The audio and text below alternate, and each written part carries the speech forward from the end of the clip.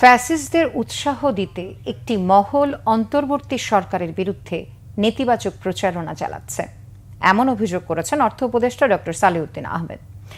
Economic reporters forum ERF এর নিজস্ব ইনস্টিটিউটের কার্যক্রম উদ্বোধন শেষে কর্পোরেট খাতে আর্থিক স্বচ্ছতা বিষয়ে এক সেমিনারে এই অভিযোগ করেন তিনি।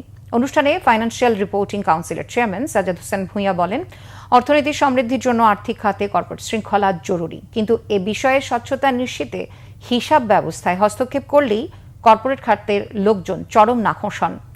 অন্য আলোচকেরাও বলেন, কিছু প্রতিষ্ঠান তাদের স্বার্থ সিদ্ধির জন্য দুই রকম নিরীক্ষা প্রতিবেদন তৈরি করে, এসব অবৈধ অনৈতিক কার্যক্রমের আড়ালে অর্থ পাচার করেন। এ বিষয়ে অর্থ উপদেষ্টা বলেন, অর্থ পাচারকারীরা অনেক বেশি স্মার্ট, এসব বন্ধে সাংবাদিকদের অন্তর্দৃষ্টি দিয়ে দেশ সম্পর্কে ইতিবাচক রিপোর্ট তৈরির তাগিদ দেন অর্থ উপদেষ্টা।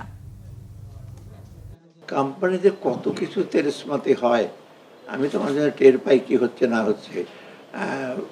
সরকারের চেয়ে কিন্তু কোম্পানি স্মার্ট, আর তারা স্মার্ট বলে এত টাকা পাচার করতে পারছে। তারা they have outsmarted Bangladesh bank official আর ব্যাংক অফিসিয়াল। উনি নেগেটিভ অনেক কথা বলছেন টিভিতে, কিচ্ছু মানে বাজে একটা অন্তর্বর্তী সরকার অথর্ব বলে টলে।